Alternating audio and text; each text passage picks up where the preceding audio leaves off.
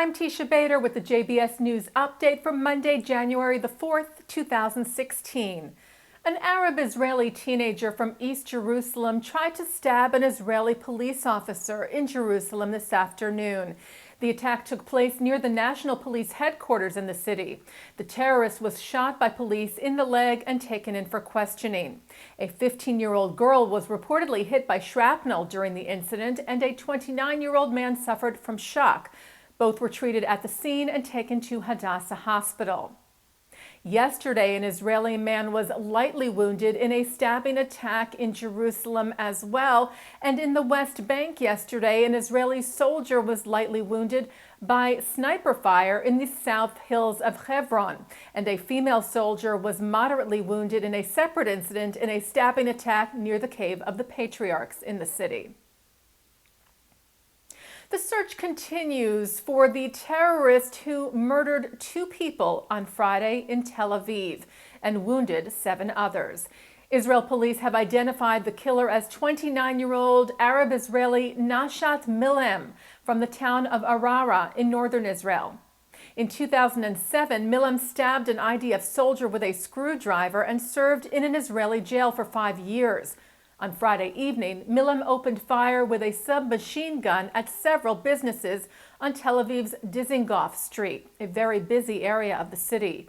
Shift manager of Hasim Tab Bar, 26-year-old Alon Bakal, and customer 30-year-old Shimon Ruimi were killed.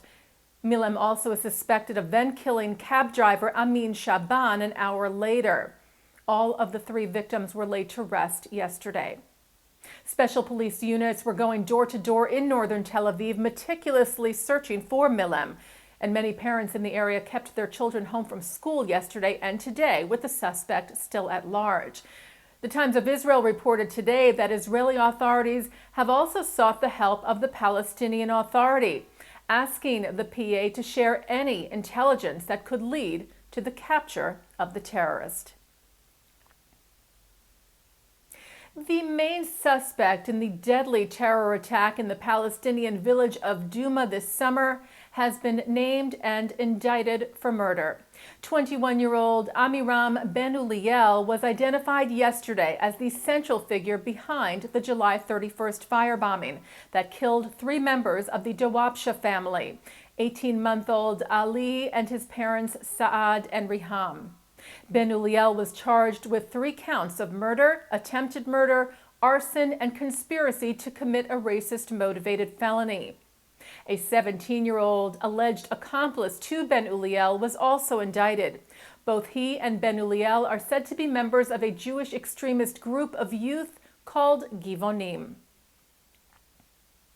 Hezbollah detonated a bomb on Israel's border with Lebanon today, targeting 2 armored IDF vehicles. No injuries were reported. The IDF responded with artillery fire at targets into Lebanon. IDF spokesman Brigadier General Moti Almoz said the explosive that was set off was relatively large, but that they were in control of the situation. Lebanese media reported that the explosion injured all members of the IDF patrol and that the bombing was committed by a cell of the, quote, martyr Samir Kuntar, referring to the notorious terrorist who was killed in an airstrike in Syria last month. Hezbollah claimed Israel was responsible for Kuntar's death and vowed revenge. After a 3-year absence, Egypt named its new ambassador to Israel. In 2012, under then-President Mohamed Morsi, Egypt had removed its last envoy to Israel, Atef Salem, in protest of Operation Pillar of Defense, Israel's fight against terror groups in Gaza. Under current Egyptian President Abdel Fattah el-Sisi, relations with Israel have slowly improved. And on Friday, new ambassador Hazem Kairat arrived in the country. Israeli Prime Minister Benjamin Netanyahu said, "I welcome the restationing of an Egyptian ambassador to Israel." He said this will enable us to further strengthen relations with this important and central Arab country. And taking a look now at our programming for tonight on JBS for Monday, January the 4th. At 8 o'clock, Professor Emeritus of Harvard Law School Alan Dershowitz discusses the American legal system, his most famous cases, and Israel in a program of the UJA and JCC of Greenwich, Connecticut. That's from the Greenwich Library.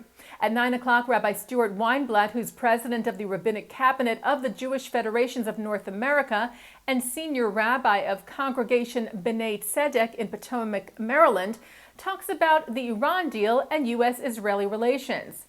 And coming up right after this newscast tonight, Cuban-born American Jew Alejandro Mayorkas, who is former director of USCIS in charge of immigration and refugee resettlement, looks at the balance between security and welcoming refugees with the Forward's Nathan Gutman from the Jewish Federation of North America's General Assembly.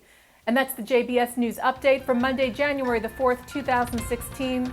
I'm Teisha Bader.